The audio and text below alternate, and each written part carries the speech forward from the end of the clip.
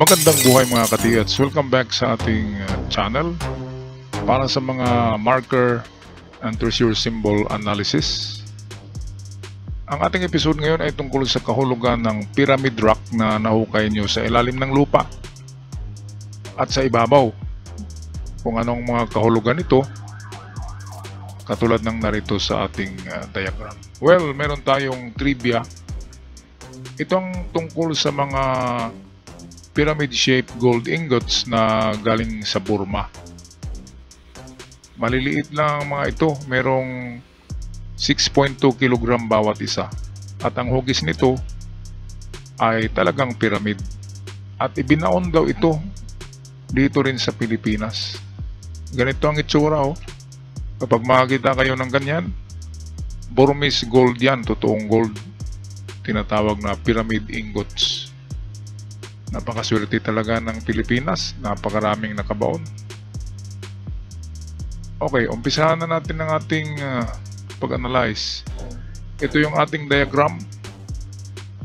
Ayan ang plastada ng mga markers sa ilalim ng lupa. Okay mga katiyats, ang diagram na ito ay kuha sa na-recover na treasure na may ganitong marker. Ito ay recorded sa itong ginawang libro ng aking ama, yung kanyang compilation, ay meron siyang mga sketches. Magaling mag-drawing yung aking ama, yun nga ang unang idol ko eh, kaya ako na nahilig mag-drawing nang ako'y bata pa, kasi nakikita ko yung kanyang mga gawang drawing. Kasi siya ay isang guro. At ang aking ina ay guro din, siya yung gumagawa ng mga tinatawag na visual aids sa mga classroom nila. Ayan, very creative. Kaya ito, marunong din tayo mag-drawing. Okay, so kahulugan ng pyramid sa ibabaw ng lupa at pyramid sa ilalim ng lupa. Ayan, pyramid rock. So atin muna tingnan ang hugis ng pyramid rock sa ibabaw. Kung tingnan yan ay kwadrado lang yan. Tapos mayroong point. Ito yung pinaka-point niya. And then nandyan yung mga side. 4 na sides. Yan. Kaya yan, ano bang nakikita nyo, di ba? X. And then square. Kaya kung merong ganyan na symbol, ay wala nang ibang kahulugan. Wala na siyang pupuntahan na direksyon kasi pantay itong gilid ng mga square, pantay ang sukat. So ibig sabihin, wala na siyang puntahan, dyan na lang siya. Katulad lang din yan ng ganito na sign na may dot. Mga treasure under yan, treasure on the spot. Kaya kung saan nakalagay ang pyramid, basta square lang ang kanyang base. Halimbawa, diyan yan, nakaganyan. Ito yung lupa. Of course, wala na tayong pupuntahan pa, kundi ito lang na area. So, lakihan lang ang hukay. Ang diametro, lakihan.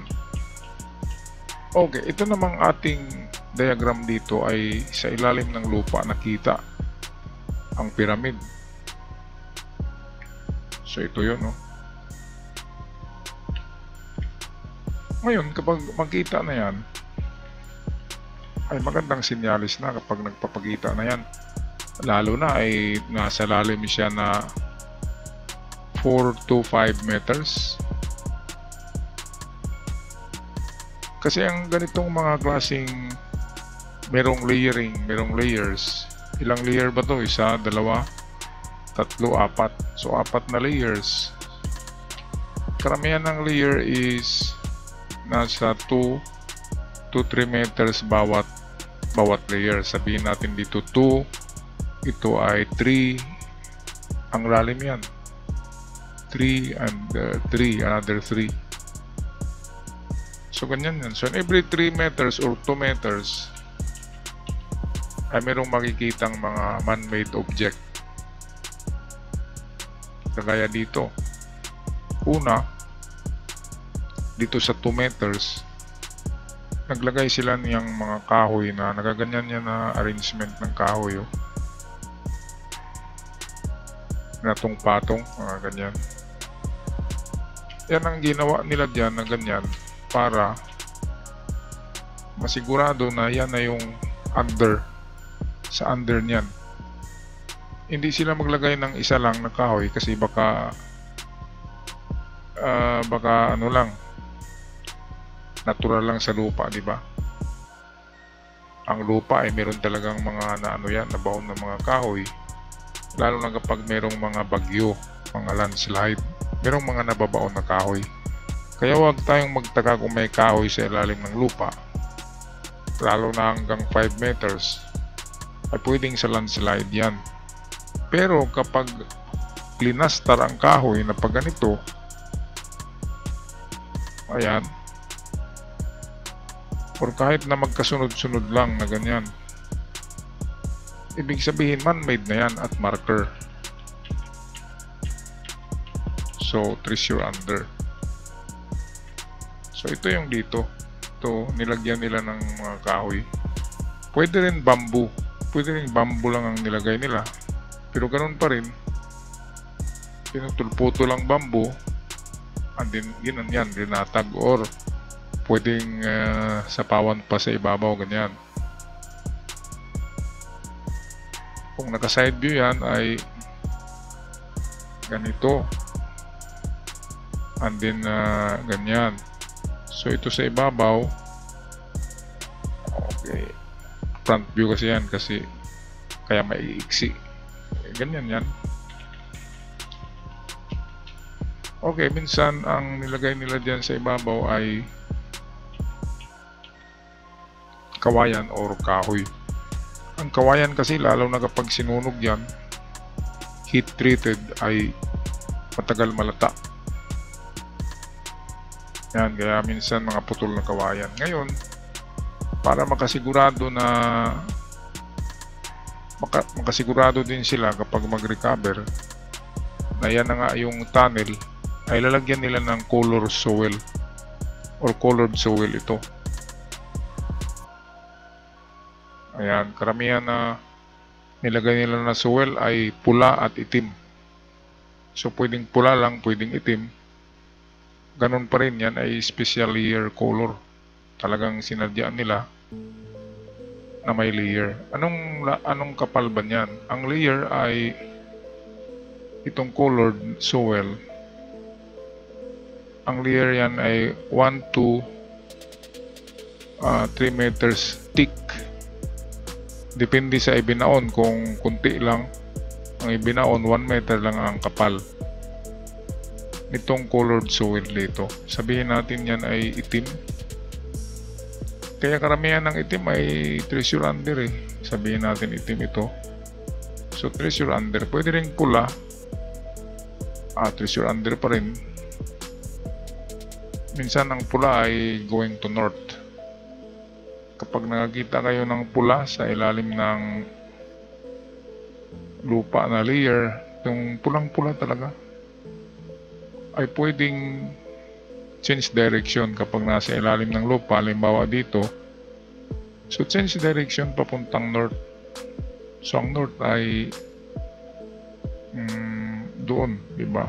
So norte. At magtaka kayo, pag hukay nyo sa baba nito wala, yun pala kasi pula nga ay to the north, change direction. Pero unahin nyo pa rin ang under kasi ang under ang unahin nyo pa rin ang under. Pero kapag walang makita sa lalim na 3 to 4 meters, ay tsaka kayo mag-change direction kapag pula na lupa ang inyong nakita.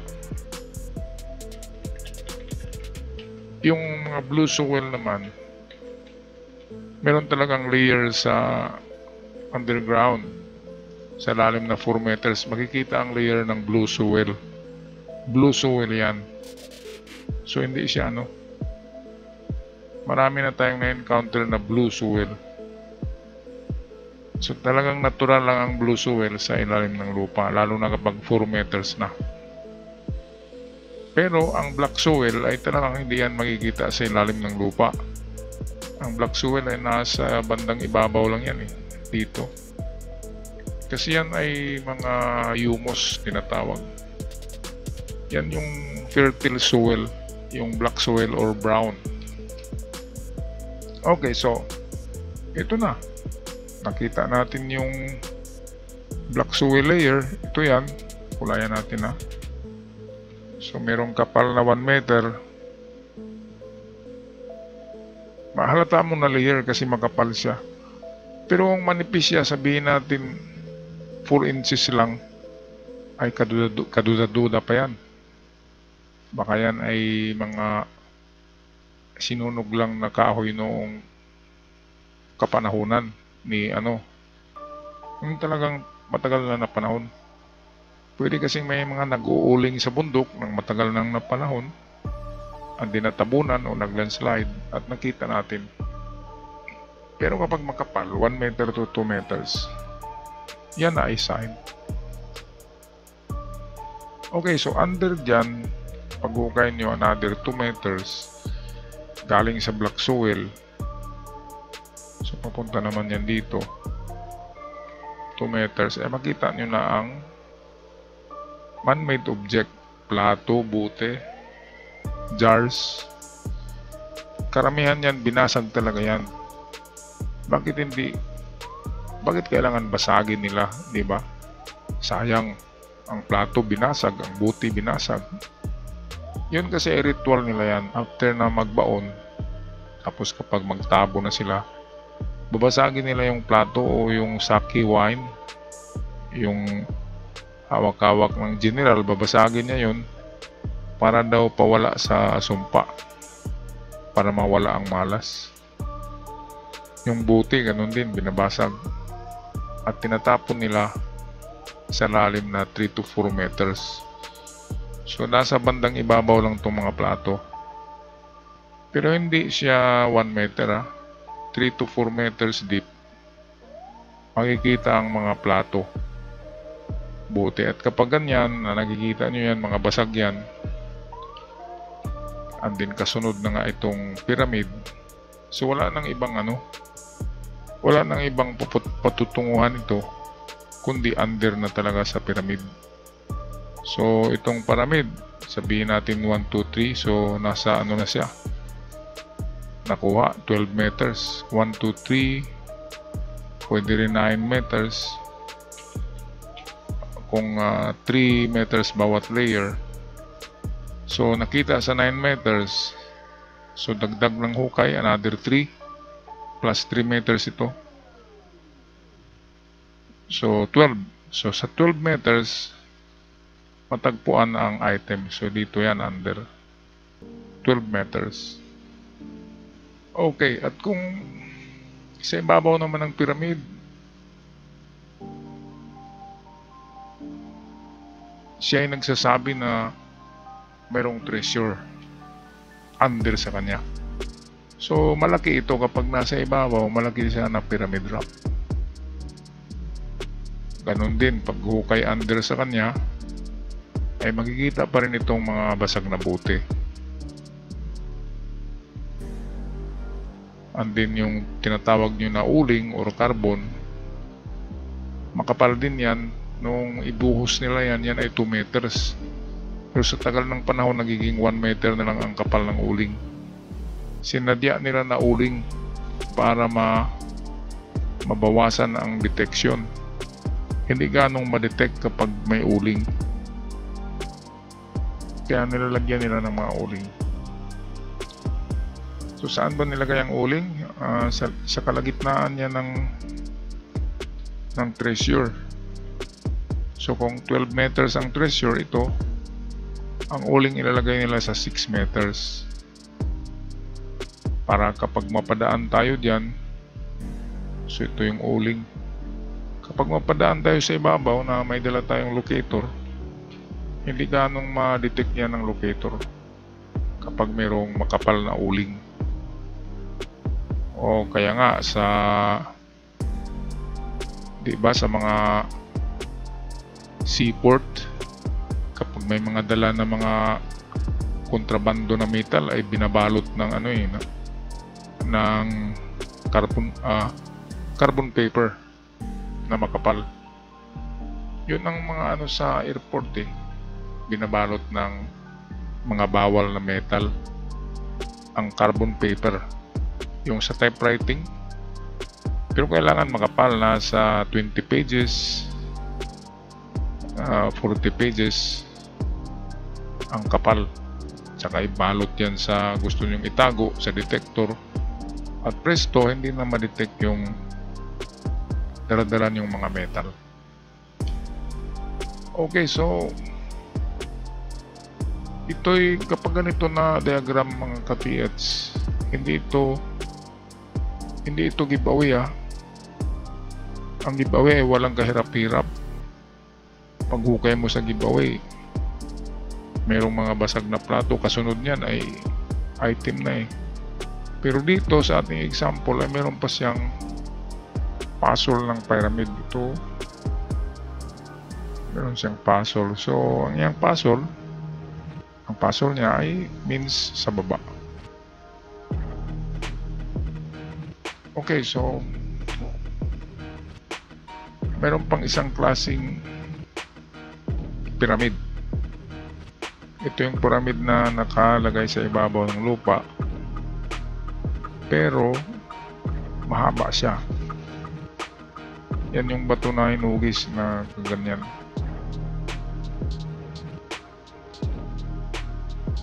Ayan. So ito, malamang hindi ito treasure under kasi mahaba siya at matulis. So literally pointer siya. Ito. So yan, sundan nyo lang ang point, ang tulis niya doon papunta. Tingin-tingin sa mga bato, meron siyang tinuturo yan na counter. Merong nagka-counter sign sa kanya sa palibot, kaya iputin lang. So yan, so kapag pantay ang side ng pyramid, wala siyang papuntahan kundi under. Kung pahaba, meron siyang direksyon. Okay, so ang maganda talaga ay meron kayong mga detectors. Scanner mahal Pwede ng detector na entry level, yung makapag-detect ng 3 meters deep. Pwede na yan, kahit 2 meters deep pwede na. Kaya kung kayo bibili, tawag kay Roniel Bourbon sa Bourbon Electronica. 0975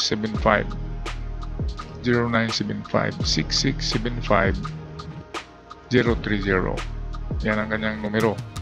Ulitin ko, ay kay Roniel 0975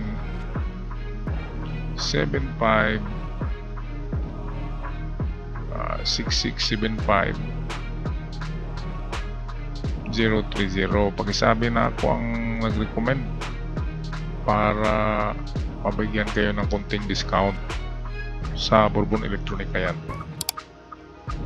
Okay, so dito na lang tayo magtapos mga ka-PH, mga kababayan. Maraming salamat, at sa mga bago pa lamang, huwag kalimutan mag-subscribe sa ating channel para palagi kayong updated.